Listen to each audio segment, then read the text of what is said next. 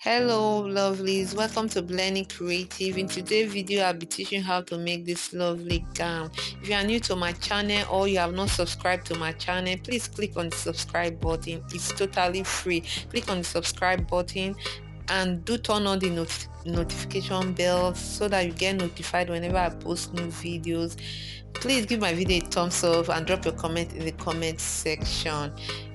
I folded my fabric into four, and the first part is the front bodies, while the back part, that other part is the back bodies. So you can see the front body they didn't slit it at the middle, while the back bodies they slit. So you can see the surplus at the beginning there. It's for zipper or button allowance. So I have cut out the length of my gown. This gown it has two segments. So the first segment is just from the shoulder down to the lap or above the knee, 5 inches above the knee. So that is for that. So I will go ahead and measure the neckline. So for this child I'll be using 2.5 inches 2.5 inches for the neck and line. Then for the depth I'm just going to use 3 inches for the depth. I'll go ahead and mark that, and I'm just going to mark it and use it to form a four corner shape.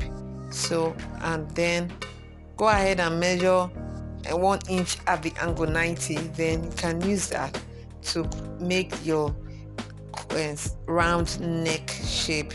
So that's what I use since I'm using freehand. So you go ahead and measure the the shoulder line. So the shoulder is divided by 2. So I'll just go ahead and mark and adding 1 inch allowance since it is a sleeveless dress. So I'll do that. And of course, not forgetting the shoulder slope. I'll go ahead and slope the shoulder also. Then I'll go ahead and also mark the armhole.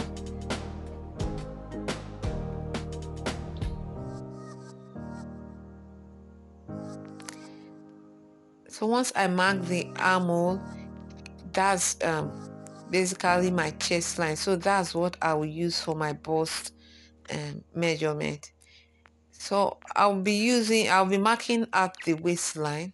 Since it's a child, I'm just going to use 14 for the waist, and also I'm going to use 20 as the hip line. So that's what I'm going to use. So I'll go to the bust line. So I'll divide the bust divided by 4, adding my sewing allowance.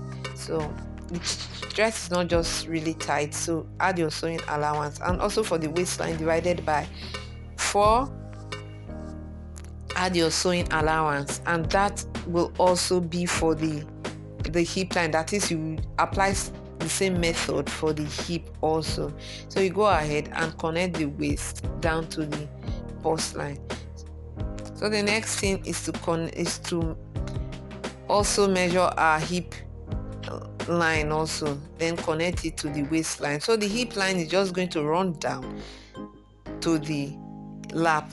So that would be that for this drafting of this side of the gown. Remember, my fabric is folded into 4, and I'm cutting both the back and the front at the same time. So the next thing we're going to do is to measure the chest line. The chest line, we are going to take the same measurement for the shoulder down to the chest line. So I've done that, and I've curved my armhole measurement. So I'll go ahead and cut this off. So I have done that. The back neckline and the front neckline is the same depth. So if yours is different, you can go ahead or you want to make yours different, you can go ahead and do that to yours. So this is it. So the next thing we're going to do is that yoke at the neck of the dress.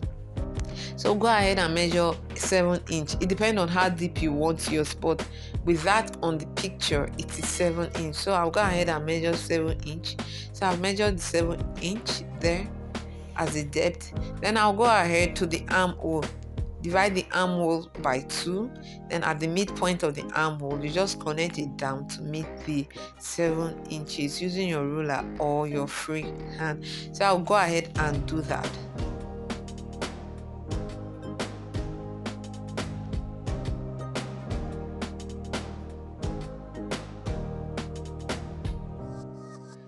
Okay, the fabric is somehow folding, and it gave me very rough line. So I'll go ahead and straighten it off the camera and then cut it out. So I've done that and I've cut it out. You can see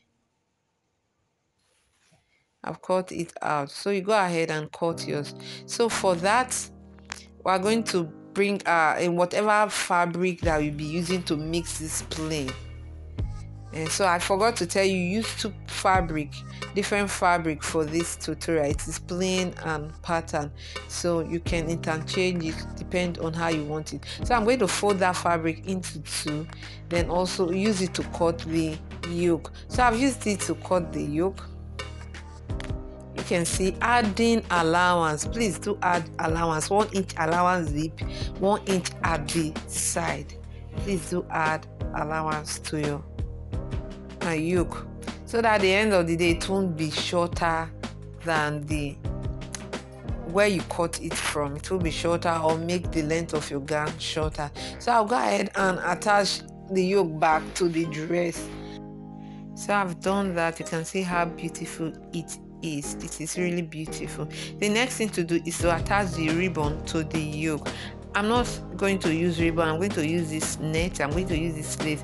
So I'll just cut it 2 inches. 2 inches. You can cut it 2.5 depending on how wide you want your ribbon to look like. So you measure the yoke as shown in the video. That will be the length by 2 or 2.5 or 3, because we are going to fold it. Since I'm not using ribbon, but if you are using ribbon, it's okay. Just go ahead and measure the yoke and length, then you go ahead and fix your ribbon. So this is it. So I've cut it into the length I wanted.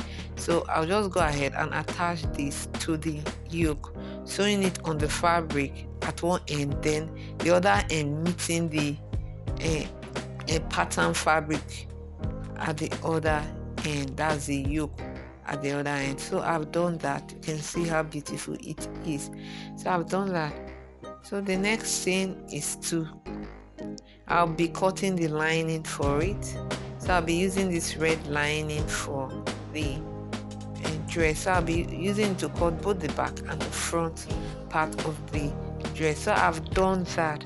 So I cut it with the same size, just as the way the back is. I cut it out, and also the front I also cut it at same measurement, same shape with the lining. So I'll go ahead and use it to turn the neckline of the back bodies, then also turn the front neckline also. So you while you are doing that, you can also turn the armhole, since we are not going to add sleeve to it. But if you are going to add sleeve to yours, you can go ahead and leave the armhole, but I will be turning the armhole while turning the neck. I'll be sewing the armhole the same time as I'm sewing the neckline. So I'll flip it over then before joining the side. So before attaching my lining, I'm going to cut at the same measurement we use for the ribbon at the yoke.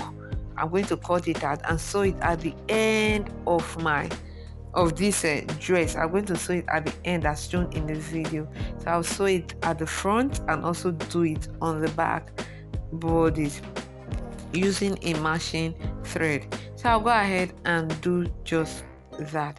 Then after that, I can go ahead and add my lining and turn at both sides.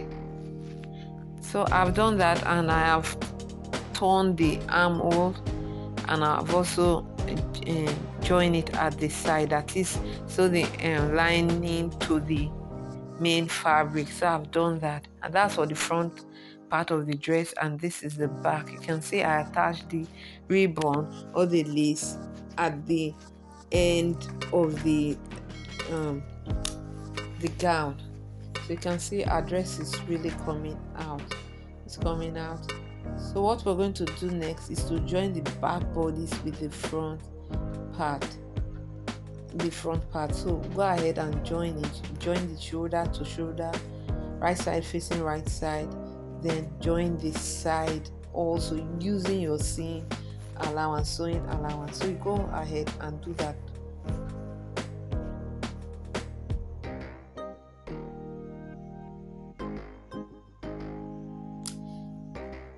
Alright, like I told you before, this dress is of 2 segments.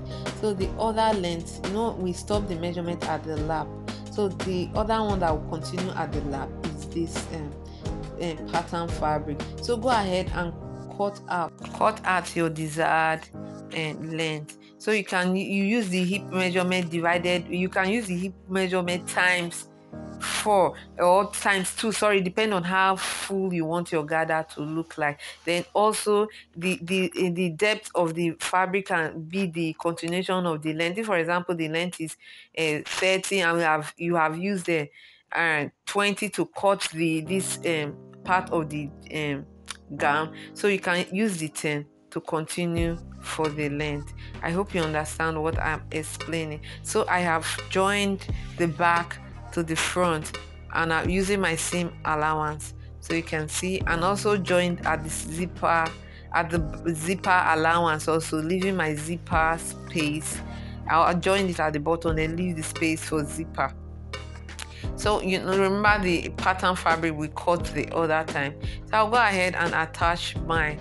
So like I told you, it depends on how voluminous you want the gather to look at the bottom. So you can go ahead and pleat it and gather it or pleat it round this bottom or this upper part of the gown. So I'll go ahead and do that, and this is the result, and our dress is really beautiful. So I'll go ahead and cut out 2 inch also, and attach your both sides to the middle of the yoke, and that will be all for our tutorial. Thank you for watching. Thank you for watching. My old subscriber, I just want to thank you for subscribing. If you have not subscribed, please click on the subscribe button and do turn on the notification bell so that you get notified whenever I post a new video. So I'll be posting an interesting video soon. Bye.